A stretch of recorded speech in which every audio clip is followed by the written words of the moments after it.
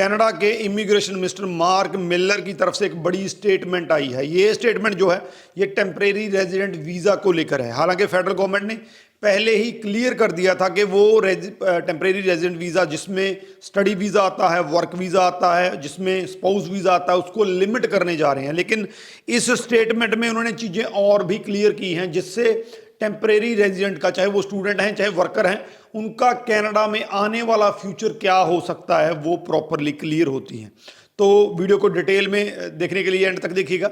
उससे पहले हमारा यूट्यूब चैनल जरूर सब्सक्राइब कर लीजिए क्योंकि इस पर आपको ऐसी ही इंफॉर्मेटिव वीडियोस देखने को मिलती है। इस स्टेटमेंट में इमिग्रेशन मिनिस्टर ने कहा है कि country has become quite addicted to temporary foreigner workers, यानी कि जो कनाडा है वो कहीं ना कहीं पे उसको लत लग गई थी, उसको आदत लग गई थी जो फॉरेनर वर्कर्स की थी। इसके चलते कनाडा की जो पॉपुलेशन है उसमें 13 लाख जो है वो इंक्रीज हुआ है सिर्फ 2023 में, यानी कि 13 लाख लोग और ज्वाइन किए हैं पॉपुलेशन में कनाडा की। इसके चलते तो इसी वजह से फेडरल गवर्नमेंट ये कह रही है कि हम टेम्परेरी वीज़ा को कैप करने जा रहे हैं। इसमें जो कोटा सेट किया गया है उसमें 42% जो है वो स्टडी वीज़ा वालों के हिस्से आएगा, स्टूडेंट्स के हिस्से आएगा, और जो बाकी का है वो जो टेम्परेरी वर्कर अलग अलग कैटेगरी में जाते हैं उनके हिस्से में आएगा। यहां पे मैं आपको बता दूं कि जो टेम्परेरी वर्कर्स का बाकी हिस्सा रहा है 58%, उसमें से 9% सिर्फ जो है वो स्पाउस वीज़ा वालों के हिस्से में जाएगा। हालांकि स्पाउस वीज़ा अंडर ग्रेजुएट या डिप्लोमा वालों के लिए उन्होंने बैन कर रखा है, लेकिन फिर भी मास्टर्स वाले जहाँ जो डिग्री करने वहां पे जाएंगे स्टूडेंट +2 के बाद, उनके वो स्पाउस को वहां पे बुला सकते हैं। तो 9% जो है कोटा उनके हिस्से गया है। इसके बाद बात करते हैं कि ये जो सारा उन्होंने सिनेरियो बताया है, इससे उन्होंने एक बात कही कि जो अब इस टाइम पे पूरी पॉपुलेशन है कनाडा की, उसमें जो टेम्परेरी वीज़ा रेजिडेंट हैं उनका 6.2% का जो है कंट्रीब्यूशन है, यानी कि 6.2 जो परसेंटेज है वो स्टूडेंट्स की या वर्कर्स की है, उसको हमने कम करके 5% पे लेके आना है, यानी कि हमको 5 लाख की उसमें कमी करनी पड़ेगी, तभी ये 6.2 से कम होके 5% पे आएगा। ये जो प्लान है ये 3 साल का है। तो जो लिमिट किया गया है आने वाले दिनों में जो टेम्परेरी रेजिडेंट वीज़ा वाले हैं उनका जो नंबर है वो 3 सालों में लगातार कम होता रहेगा।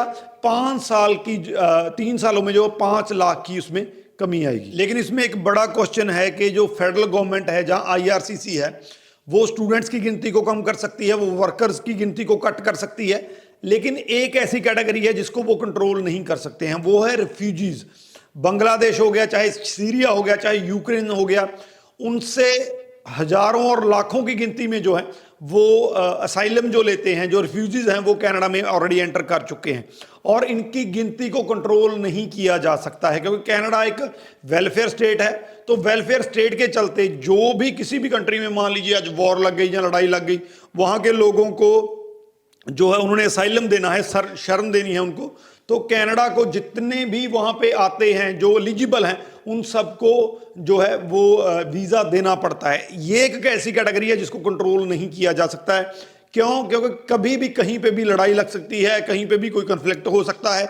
तो जो ये गिनती लगा के चले हैं उसमें कभी भी वो फ्लक्चुएशन आ सकती है, कभी भी वो एक्स्ट्रा गिनती ऐड हो सकती है जो असाइलम से या जो रिफ्यूजी से निकल के आती है। तो कनाडा जो है इस कैटेगरी को कंट्रोल नहीं कर सकता है। इसकी वजह से ये जो नंबर इन्होंने दिए हैं, अगर आने वाले दिनों में कोई जो हैपनिंग नहीं होती है तो ओके है, लेकिन अगर कोई ऐसा सीरिया, कोई ऐसा अफगानिस्तान या कोई ऐसा यूक्रेन निकल के आता है तो ये नंबर फिर से गड़बड़ हो सकते हैं।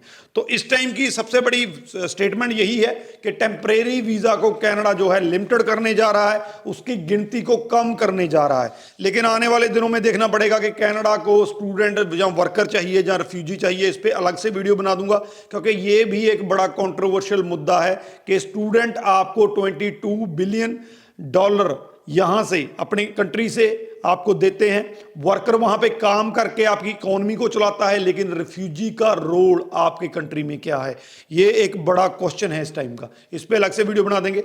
फिलहाल इस वीडियो को शेयर जरूर कर दीजिए ताकि स्टूडेंट्स को जहाँ जो टेम्परेरी वर्क पे वहाँ जाना चाहते हैं उनको इस चीज़ का पता चल सके। बाकी इस वीडियो के रिगार्डिंग क्वेश्चन है तो नीचे लिख दीजिए, आपको आंसर मिल जाएगा। राजवी चहल, थैंक यू सो मच।